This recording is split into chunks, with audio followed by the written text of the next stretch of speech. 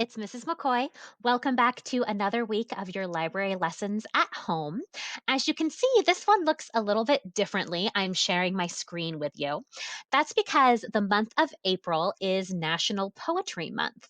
And today we're going to look at some poems and some tools you can use for making poetry yourself. Now, National Poetry Month has been going on since 1996, and it was put together by the Academy of American Poets, people who write poems professionally and publish them, as well as teachers and librarians. And it was started as an initiative to remind people that poetry is still important and relevant today. It's not just fancy language that's hard to understand that was written hundreds of years ago. It's poems that really connect with people and resonate with our day to day lives. And I think it's especially important right now that we're in this sort of unusual situation where we're all learning from home. Poems have a unique ability to really capture a feeling or an emotion or a moment in time. So if you're maybe having trouble expressing how you're feeling right now or what you're going through at this point of time, poetry might be a good way to do that. It might be something you could look back in the future and remember. It'll capture like a little time capsule exactly how you were feeling. So, we're going to look at two different websites today. I'm going to share my screen with you the whole time so that you can see where I'm going. And also in the description of the video and on Google Classroom, I will link these websites so that you can look at them at home.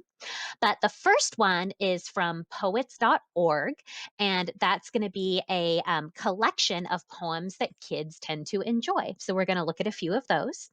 Then we're going to hop over to the Children's Poetry Archive. Now, the Children's Poetry Archive is really cool because every single poem that they feature has an audio recording of the poet themselves reading it. So, one important thing about poetry is how it sounds when it's spoken, the meaning that it takes on when the poet says it out loud. So, we'll take a look there. And then the last site we'll look at is the Poetry Engine.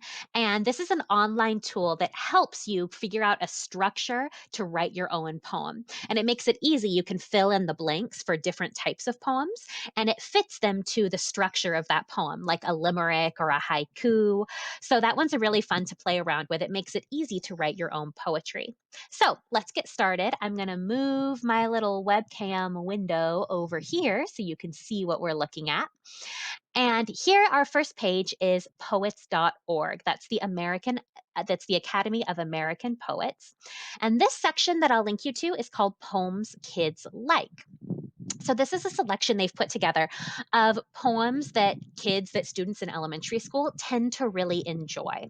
So we're going to look at a few of these. On this page, you can see it's a long list, and each poem title is a link. So you can click on it to read the text of that poem. So you can see there's a whole bunch of different ones. Here's some teaching materials. You can click to see more poems for children. You can browse through, click read more if you want a bigger list, but we'll look at a few on this list first. Jack Preletsky is a really funny poet. All of his poems are pretty hilarious. So let's read Be Glad Your Nose is on Your Face. This one doesn't have the poets reading it out loud to you, so I'll read you these ones. There's Jack Preletsky. That's what he looked like. He was born in 1940. Be glad your nose is on your face, not pasted on some other place. For if it were where it is not, you might dislike your nose a lot. Imagine if your precious nose were sandwiched in between your toes. That clearly would not be a treat, for you'd be forced to smell your feet. Your nose would be a source of dread were it attached upon your head. Hmm. It soon would drive you to despair, forever tickled by your hair. Within your ear, your nose would be an absolute catastrophe. For when you were obliged to sneeze, your brain would rattle from the breeze. Your nose, instead, through thick and thin, remains between your eyes and chin, not pasted on some other place. Be glad your nose is on your face. So that's an example of kind of a fun, silly poem. It's intended to make you laugh. Jack Preletsky has lots of different poetry collections. We have them in the library when we get back to school. Let's look at a different kind of poem. Let's go for Mother Doesn't Want a Dog. That's another one with kind of a funny ending. This is by Judith Viorst.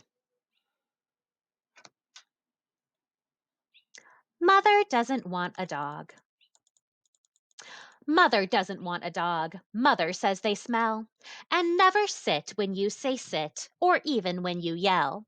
And when you come home late at night and there is ice and snow, you have to go back out because the dumb dog has to go. Mother doesn't want a dog. Mother says they shed and always let the strangers in and bark at friends instead and do disgraceful things on rugs and track mud on the floor and flop upon your bed at night and snore their doggy snore. Mother doesn't want a dog. She's making a mistake. Because more than a dog, I think she will not want this snake. I like poems that kind of have that punchline at the end where you see the joke at the very last stanza, the last section of the poem. So this person's mother doesn't want a dog, and they're thinking that mom's going to change their mind because they're bringing home a snake instead. I know my dog is super happy that we're all home right now. I bet some of your dogs are happy that they get extra time with you too. So let's read something a little bit more serious. Bleezer's ice cream is funny. It's got all kinds of crazy ice cream flavors. Let's read Since Hannah Moved Away. That's by the same author as the last one, Judith Viorst. This one's not super duper sad, but it is a little bit more on the serious side. Since Hannah moved away. The tires on my bike are flat. The sky is grouchy gray. At least it sure feels like that since Hannah moved away. Chocolate ice cream tastes like prunes. December's come to stay. They've taken back the Mays and Junes since Hannah moved away. Flowers smell like halibut. Velvet feels like hay. Every handsome dog's a mutt since Hannah moved away. Nothing's fun to laugh about. Nothing's fun to play. They call me, but I won't come out since Hannah moved away. Hmm. If you've ever had a friend move far away, you probably relate to that poem. And if you've ever had anything sad happen in your life, anything bad or disappointing, that poem is probably relatable too because it captures that feeling where one bad thing happens and it feels like everything is miserable, even if it's not related to that one bad thing. So that was Since Hannah Moved Away. Now, I'll read just one more from this website. It is one of my favorite poets. His name was E. E. Cummings. And he's a very interesting poet because he played around with punctuation and capitalization, all of the ways that we're supposed to write to make sure that we have periods and quotation marks and semicolons and everything in the right place, capital letters for proper nouns and beginning of sentences. He took all of those grammar and punctuation rules and threw them out the window. He said, I'm a poet. I'm going to use language the way I want to use it. And that's one of the cool things in your poetry. You can do that too. You don't like putting a period at the end of your sentence? Get rid of it. You don't have to have it. That's one of the fun things about poetry. So this is called Maggie and Millie and Molly and May by E. E. Cummings. Maggie and Millie and Molly and May went down to the beach to play one day. And Maggie discovered a shell that sang so sweetly she couldn't remember her troubles. And Millie befriended a stranded star whose rays 5 languid fingers were. And Molly was chased by a horrible thing which raced sideways while blowing bubbles. And May came home with a smooth, round stone, as small as a world and as large as a lone. For whatever we lose, like a you or a me, it's always ourselves we find in the sea. Now, I really like that one because it seems quite simple, but actually, there's a lot of meaning there. I love this line as small as a world and as large as a lone. Normally, you don't really think of a world being small. So, why do you think E. E. Cummings described it that way? And why do you think he described alone as the large thing? Is alone a big feeling? Is loneliness something that's large? For whatever we lose, like a you or a me, it's always ourselves we find in the sea. What do you think he meant by that? And what do you think his attitude is toward the beach? Do you think it's a place he doesn't like? It does talk about a monster, a horrible thing racing sideways. Or do you think it's a place that he goes to kind of reconnect with himself? What do you guys think? How does this poem make you feel? That's the other thing that's my favorite about poetry is there's no right or wrong answer. You can feel a certain way about a poem and someone else might feel totally different. So, that was poets.org. I'm going to switch over to the Children's Poetry Archive. So this is the one where the poets read their poetry out loud. You can scroll down, there's a featured poem on the page. And then if we keep going down, it divides it by themes. You can look for poems under this glossary. You can look for things that have certain imagery, repetition, alliteration, that's using the same beginning letter over and over again, like racing rabbits rumbling. Age groups, you can sort the poetry by what ages tend to like those poems. So let's look at the theme of life. There's lots of cool themes, like just for fun. Those are kind of like those Jack Proletsky poems, myths and magic. Let's look at life.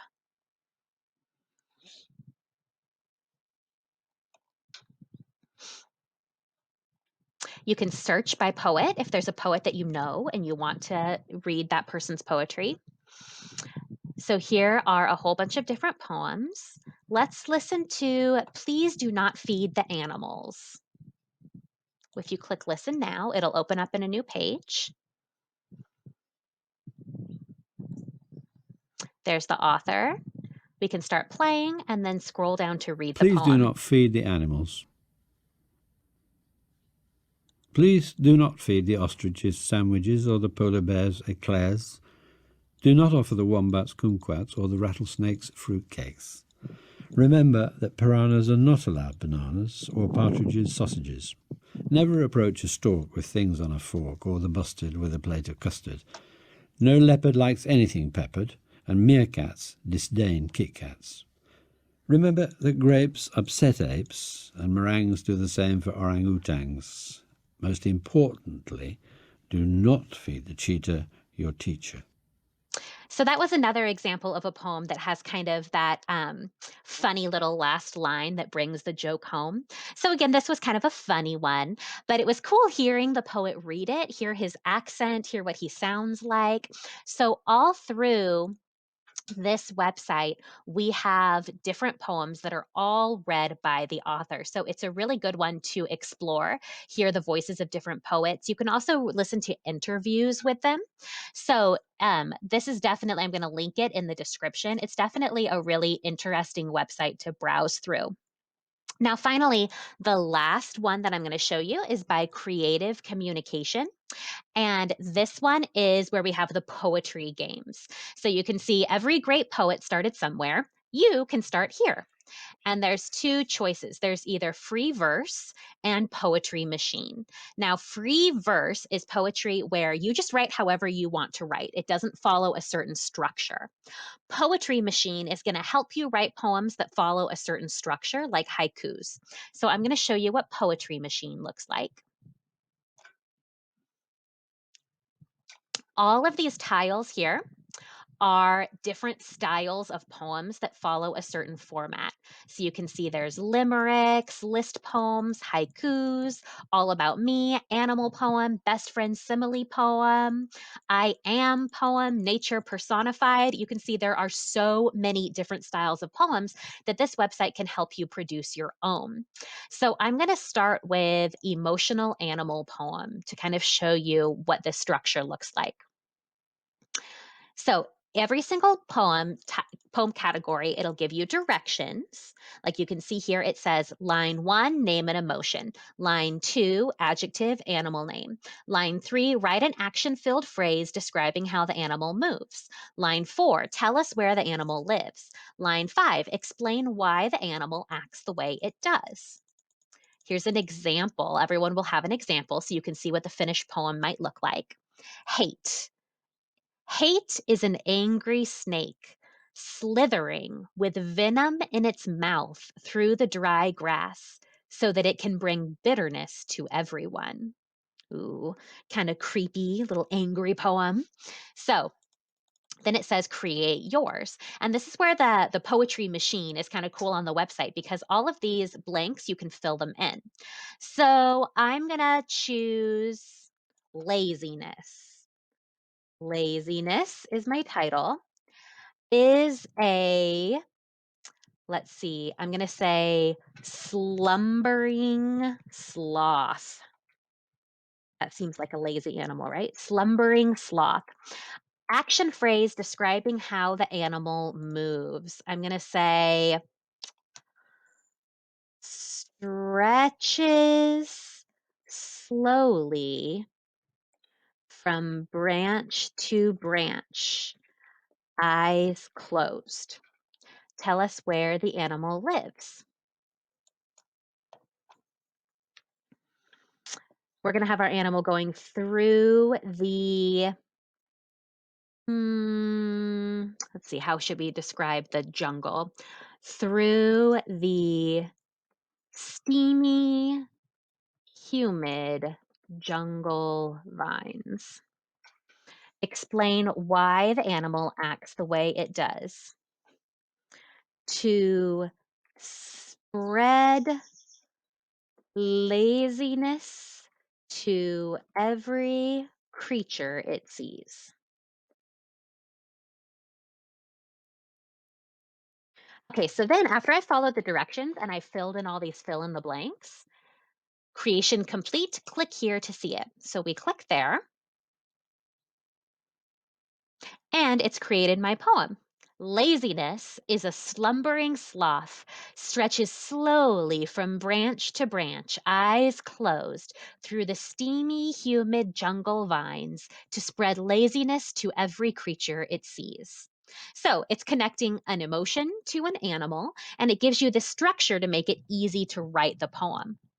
You can go back and edit it, or you can click next and save it. So I'm going to go back to the poetry machine and choose a different style to show you. Let's go with